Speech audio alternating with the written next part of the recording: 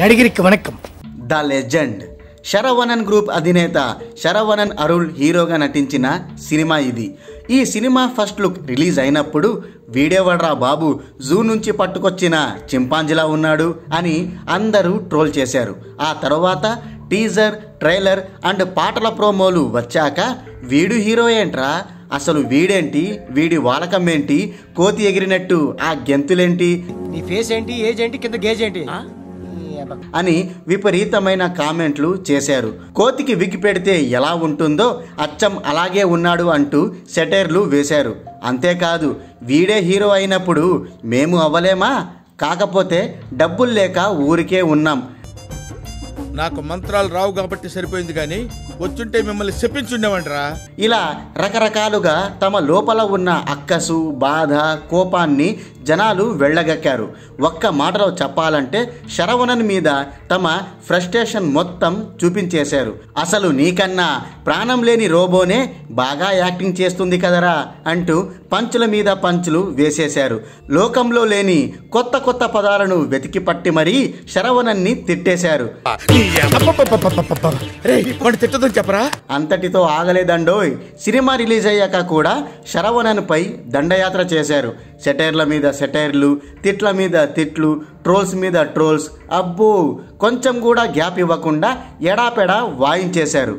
ఇక the legend cinema box office వద్ద భారీ నష్టాలతో డిజాస్టర్గా నిలిచినప్పుడు ఈ మాత్రం దానికి ఇంత హడావిడి ఎందుకు, అంత ఖర్చు ఎందుకు, ఈ సినిమాకి పెట్టిన 65 కోట్ల బడ్జెట్ని తన బిజినెస్లోనే ఇన్వెస్ట్ చేసి ఉంటే లాభాలు వచ్చేవిగా అంటూ హితవులు పలికారు. శరవణన్ నిజంగా ఒక పిచ్చోడు అని, అనవసరంగా కోట్ల రూపాయలు వేస్ట్ చేసుకున్నాడని అభిప్రాయాలు వ్యక్తపరిచారు. కానీ నిజానికి ఇక్కడ పిచ్చోడు శరవణన్ కాదు, మనం.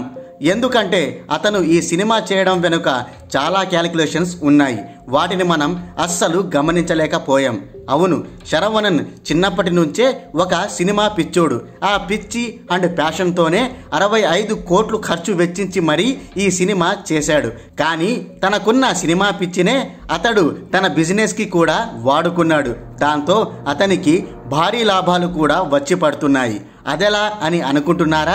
పదండి మ్యాటర్లోకి వెళ్ళిపోదాం. ఈ తమిళ హీరో శరవణన్ తమిళనాడులో శరవణన్ స్టోర్స్ పేరు మీద వేల కోట్ల బిజినెస్ చేస్తున్నాడు. Textiles, jewellery, groceries, food, electronics, stationery, ఇలా ఎన్నో రకాల వ్యాపారాలను నిర్వహిస్తున్నాడు. అయితే ఇతని బిజినెస్ కేవలం సౌత్లో మాత్రమే బాగా పాపులర్. అందున తమిళనాడులోనే ఎక్కువగా నడుస్తోంది. ఇతర ప్రాంతాల్లో కూడా తన వ్యాపారాన్ని వ్యాపింప చేయాలని చాలా కాలం నుంచి ప్రయత్నిస్తూనే వస్తున్నాడు. ఆ ప్రయత్నాల్లో భాగంగానే అతడు వేసిన మొదటి స్టెప్ ఈ లెజెండ్ సినిమా.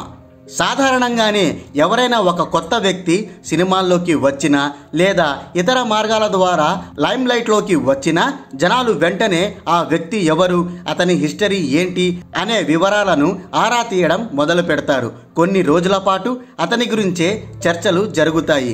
అప్పుడు అతని హిస్టరీ మొత్తం ఒక్కసారిగా వెలుగులోకి వస్తుంది. ఇక్కడ శరవణన్ విషయంలో కూడా అదే రిపీట్ అయ్యింది. అతడు ఈ లెజెండ్ అనే పాన్ ఇండియా సినిమా తీయడం ద్వారా అతని హిస్టరీ మొత్తం యావత్ దేశానికి తెలిసింది. శరవణన్ ఒక మామూలు వ్యక్తి కాదని, అతడు శరవణన్ స్టోర్స్ అనే వేల కోట్ల వ్యాపారాలను నిర్వహిస్తున్నాడని తెలిసింది.